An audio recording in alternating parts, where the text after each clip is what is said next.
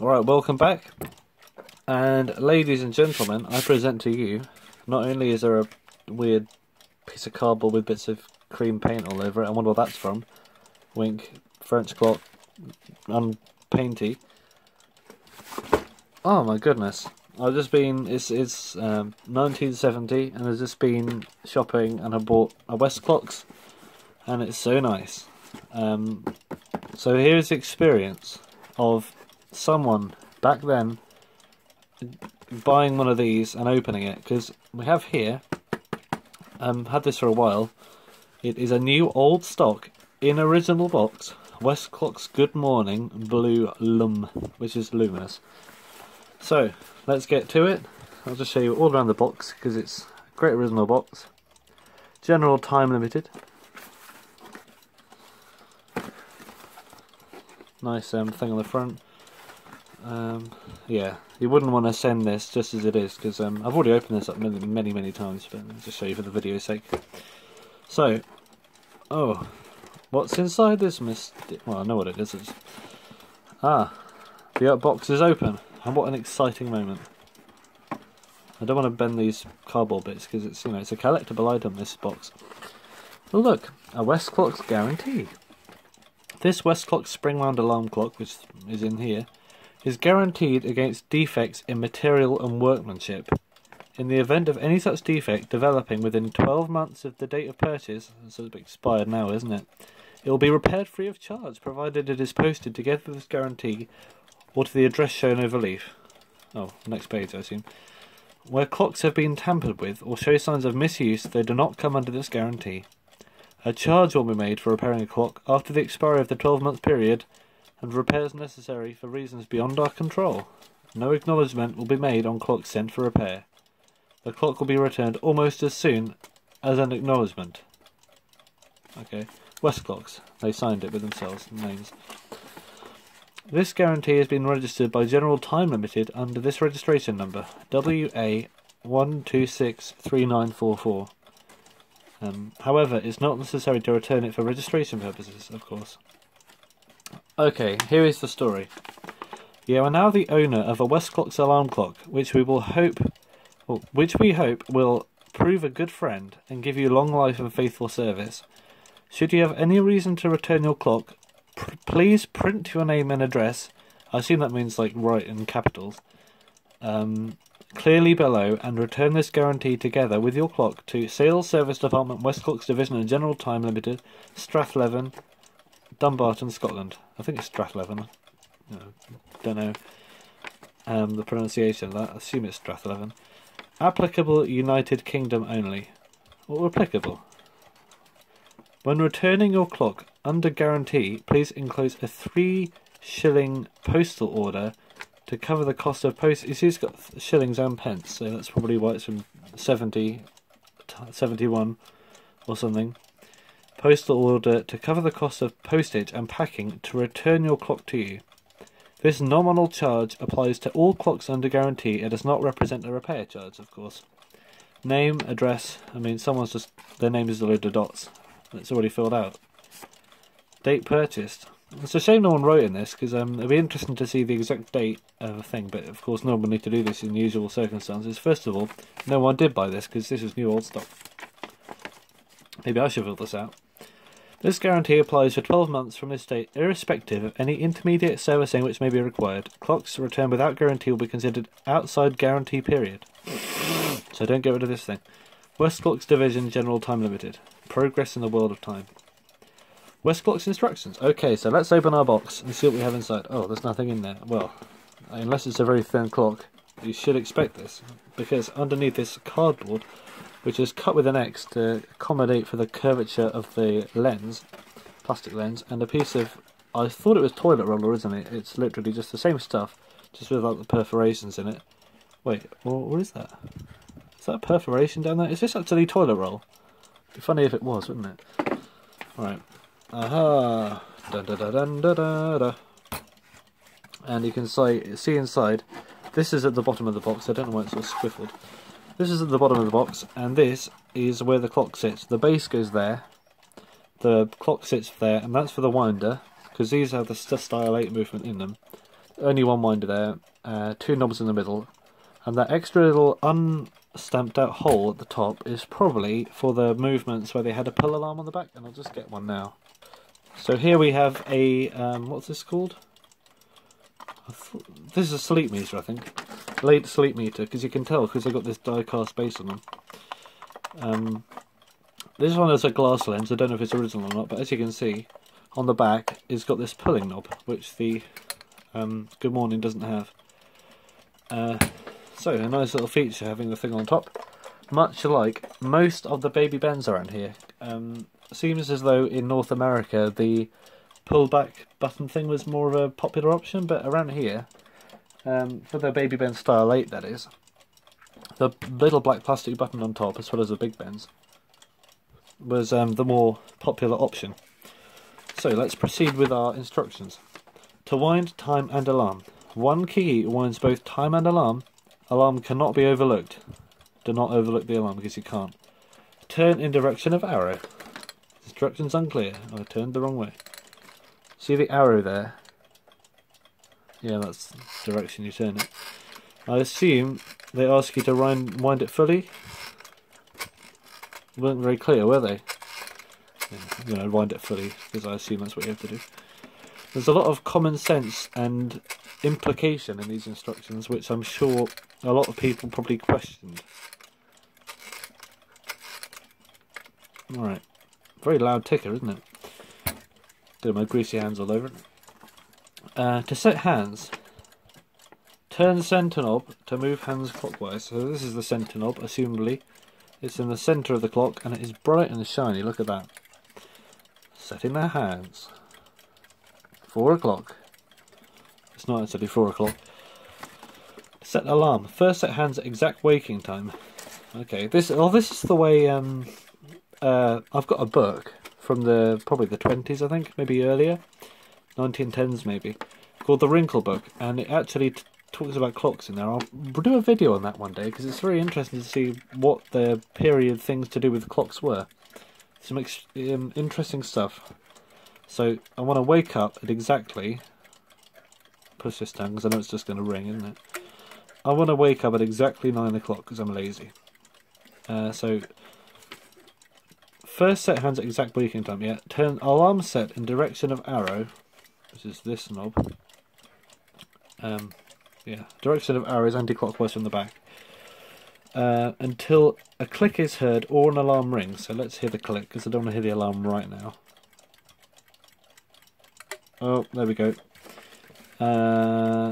As an indicator reaches waking time. Reset hands to correct time. And the time is 4 o'clock. Well, no, it's not. It's 4:02 or something, because I just spoke for a couple of minutes. Oh, not that much. Top alarm shut off. Push down button. Nope. Situated at top of clock. Button automatically resets when alarm spring is wound. Which is also the time spring. Oh, I keep turning this the wrong way. There we go. Look at that, the button pops up. What did I write? Oh yeah. If alarm is not required, the shut off button should be depressed after the alarm is wound, like this. Back alarm shut off. Well, this doesn't have it.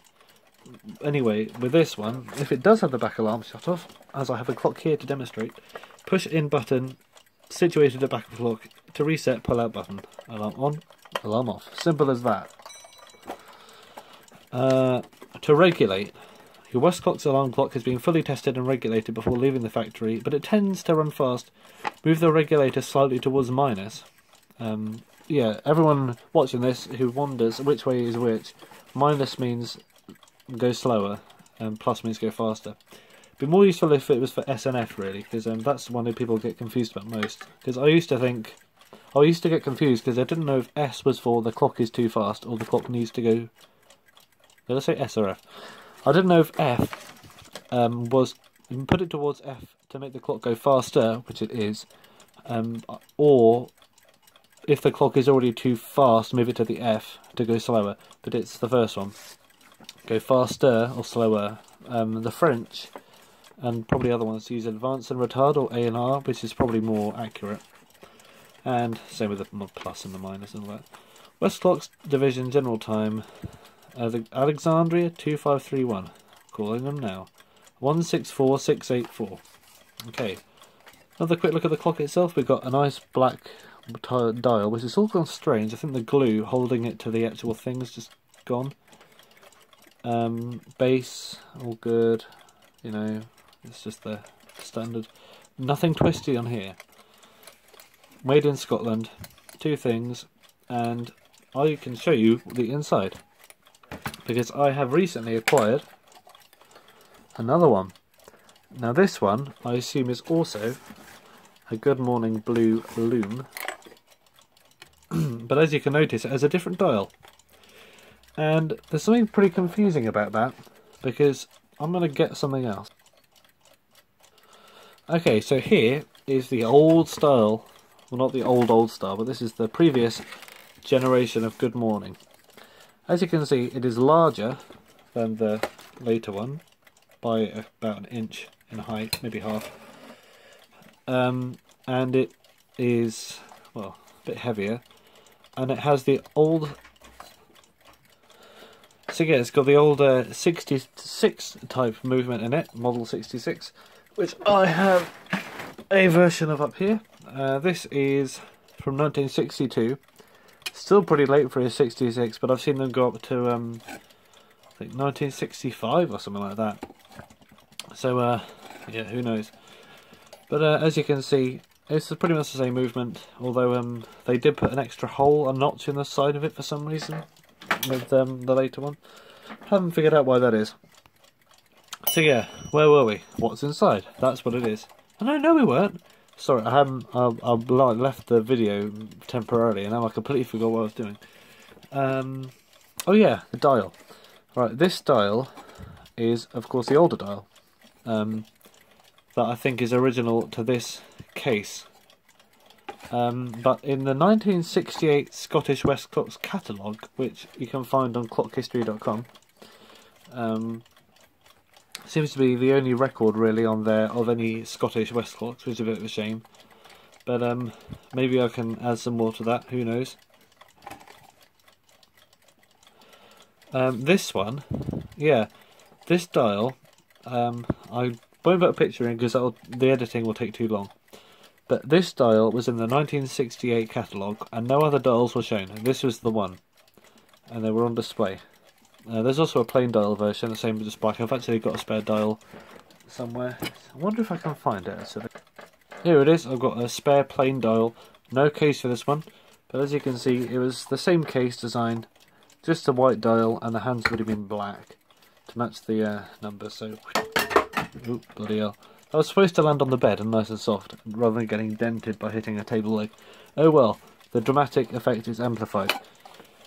But yeah, this dial over here, which matches the original, you'd think this design would have been earlier. However, judging by the fact that inside here we have a mention of both shillings and pence, as you can see there, you'd think they probably would have been like more closer to 70, 71, which is when they sort of changed stuff over, compared to 1968, which is when this design was around.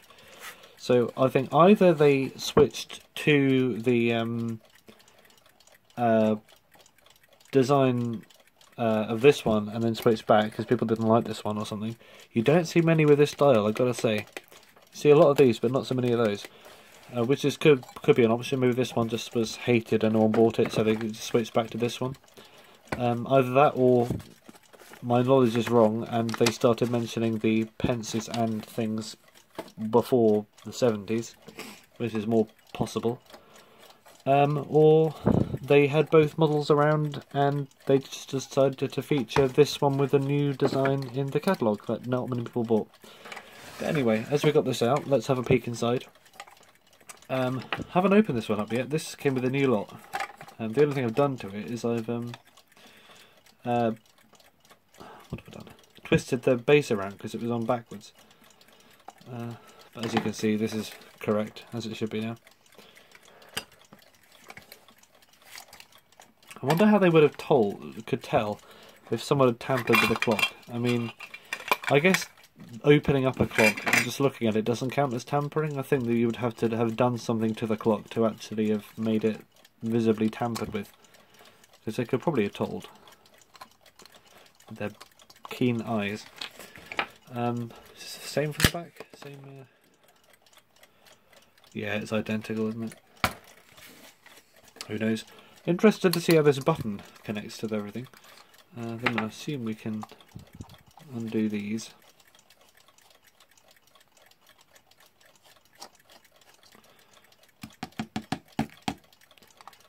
Similar to the jock with this movement. Attached to the back of the case, like most Westcloxes are. When you compare them to German alarm clocks, which there are quite a few of around here, a lot of them have the back open up, and the downside of that is you can have a much more interesting design if you make the bezel come off, because if you're going to make a thing, it's always going to be 2D, isn't it? You're not going to have a bezel that just does that or something ridiculous. The bezel's always going to have to be that, otherwise the clock will just be ludicrous. And you can have a lot more styling choices, because this one you wouldn't be able to have a back that narrow. Well, maybe you could, but it would probably be harder to do than stamp it out of one piece like this one is. So, inside it we can see, this is the button. Figure out how that connects in a bit. The bell, the inside. I'm assuming the insides of this are the same as the insides of that. I wonder if there's a date stamp on this one. I doubt it, because the Scottish ones did not really put date stamps on them.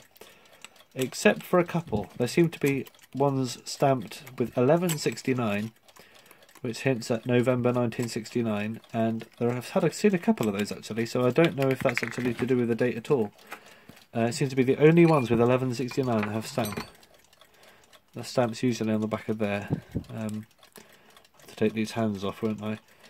I'll only really do that when I plan on servicing this. Someone's tampered with this, you can tell. Look, the folded tabs that hold the movement in are being folded over, but before the movement, so they're not even in there. Alright, I guess I have a reason to take this apart now anyway. Only one and a bit of these tabs are bent over. I say a bit because it hasn't been bent over properly. So I assume we can just pull on a hand and come off? Or is it more difficult? No, it's probably more difficult than that, isn't it? Yeah, this is a different video, I think. But this is so seized up. Almost as seized up as the spur. Maybe not that much. But yeah. This is a more mid-century looking dial, I guess. Probably a more futuristic design. I think it looks older, to be honest. So this one being 64, who knows. So yeah, this is an awful movement. Look at this. Hang on a minute. Where's my... Look at the amount of crud that's in there. And I bet this moves around because it's so worn out. Yeah, this is worn out. Look, there's a gap. Luckily, I have some spares of these movements in my box of spares of these movements. Funnily enough. So I will probably be in... I mean, if it was worn out like this, and I've got ones that aren't, then it's pretty much a no-brainer replacing most of the parts in this. But it's nice to see inside of anyway. So I'll put this back together. And thanks for watching this miraculously entertaining video. Oh, I forgot to talk about the button. So the button, I assume, just goes in that one of these holes. Oh, this one I bet is all dirty.